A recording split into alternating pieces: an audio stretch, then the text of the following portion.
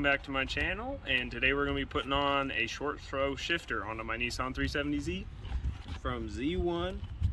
Comes with the digital install manual, the actual short throw shifter itself,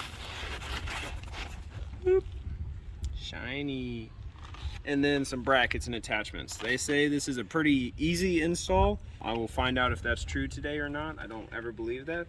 It also advertises a 33% decrease in shift distance. I'll also be measuring that to see the actual shift difference and see if it really changes much. I'm going to be measuring the horizontal distance change. I already have a pretty tall shift knob, but I'm going to go ahead and first test that. So from our starting point at 0 inches, when I go into first and then to second gear, it is about a 4-inch change between first and second gear.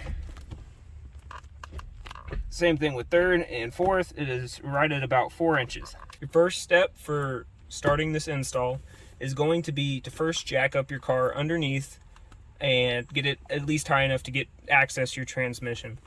Next, go ahead and take this cover off on the outside here. Come on. There we go. And pull that off and out. Mine has some weird attachments underneath here with washers because I needed the spacers to go correctly. But I'm going to go ahead and undo all of those. And then also don't forget to undo your wiring harness back here. If you have the OEM shift knob, it'll be just that circular one and you'll have a nut underneath of it. You will attach that and lock it into place and then unscrew your shift knob. That's how you'll do it with the OEM shift knob. I mean, mine's pretty similar. Any more in here?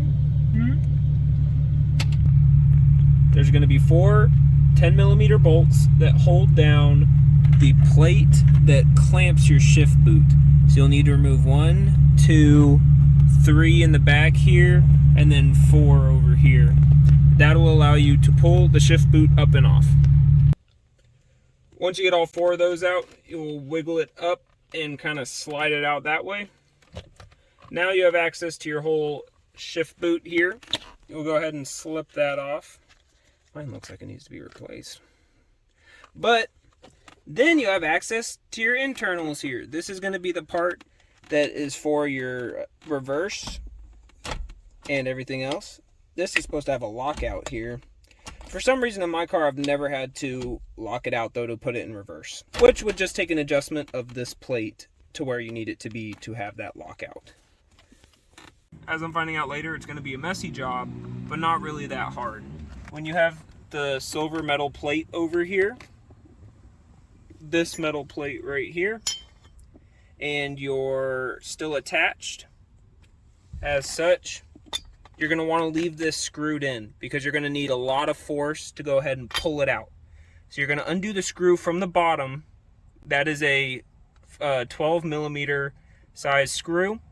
And so you're going to undo that, and then before you undo this top plate, go ahead and yank the ball through because the ball is sitting inside of this cup pretty strongly. Now that we have it out, go ahead and grab an old rag and some all-purpose grease. It doesn't really have to be high temperature. And we're going to go ahead and add some new grease to the socket area and also the joint or the bearings as well. Now we're going to go ahead and start putting it back together. The instructions are kind of unclear when it comes to this spacer ring that they have. This will go into that cup in your transmission, the metal where the spring usually sits on. But since you added that spacer up top, you need this spacer down below to keep the same spring tension. You'll go ahead and put that in while the whole shift knob is out. And then you'll add the spring, the cup, and then push your shift knob down into that socket that it basically sits into. That'll make it all the correct distance, and then you can screw it down on top. Go ahead and put your spring back in.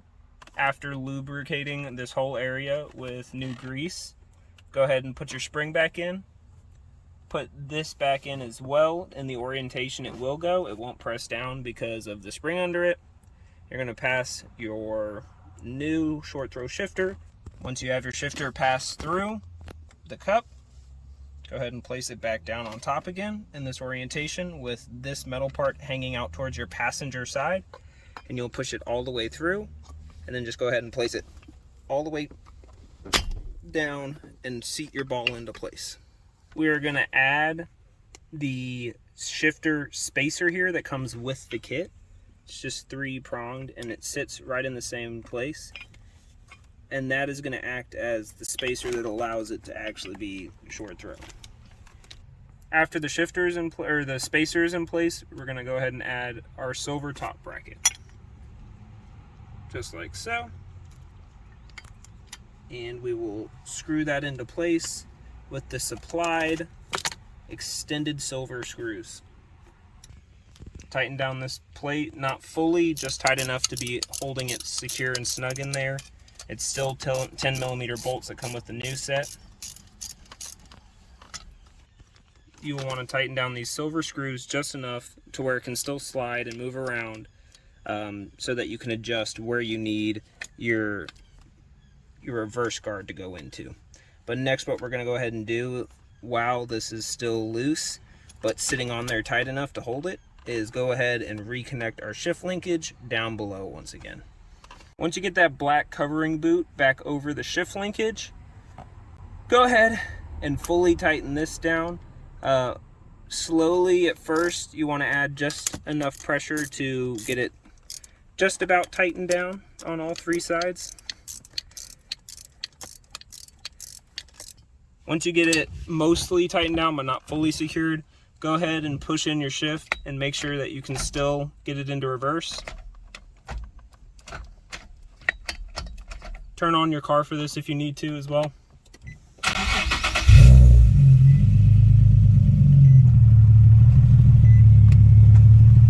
So this is my 6th gear. Down and over is my reverse.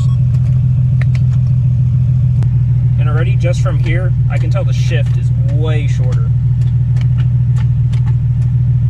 And the reverse is still good. So once you have that, go ahead and fully tighten down your pad up here like that.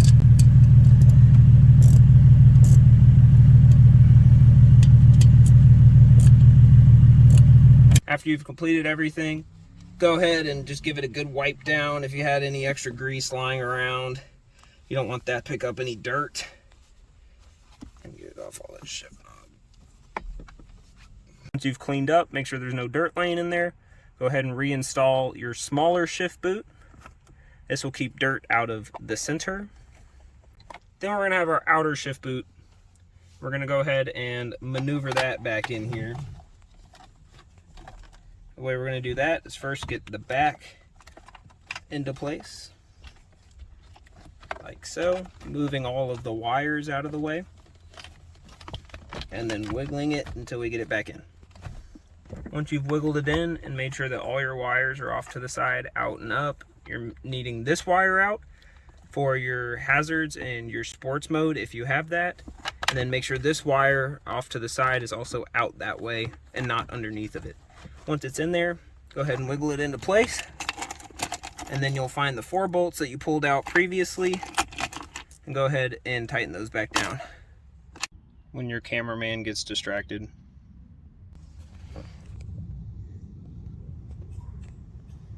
Nay, I need you to do camera work, not play with the cats. Once you have your bracket re-sealed down, go ahead and reconnect all of your wiring harness back to it. Reconnect this part back to your buttons.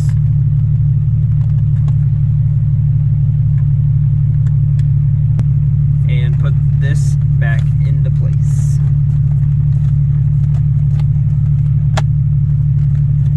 Have that come through.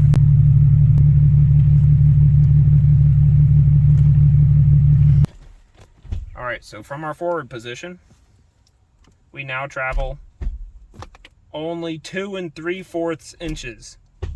That's the front to the neutral to the back.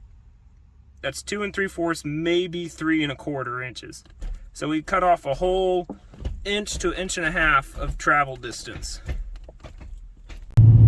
So as I'm starting to drive, I'll do this section as kind of a review.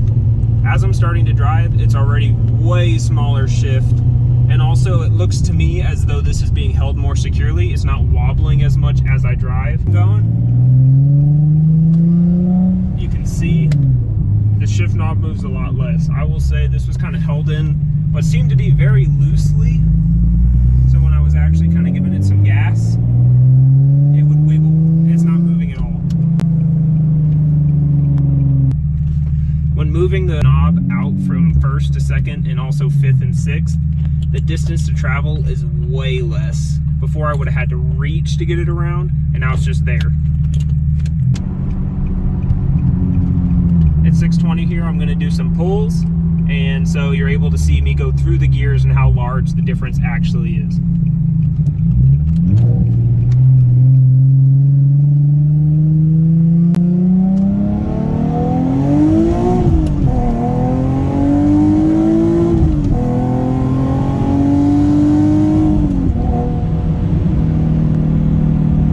Last thing I noticed was that although it is more crisper shifting, you do have to use more force when pushing it into place. So that will be my conclusion for my review on the short throw shifter. It's definitely worth the price point, especially right now during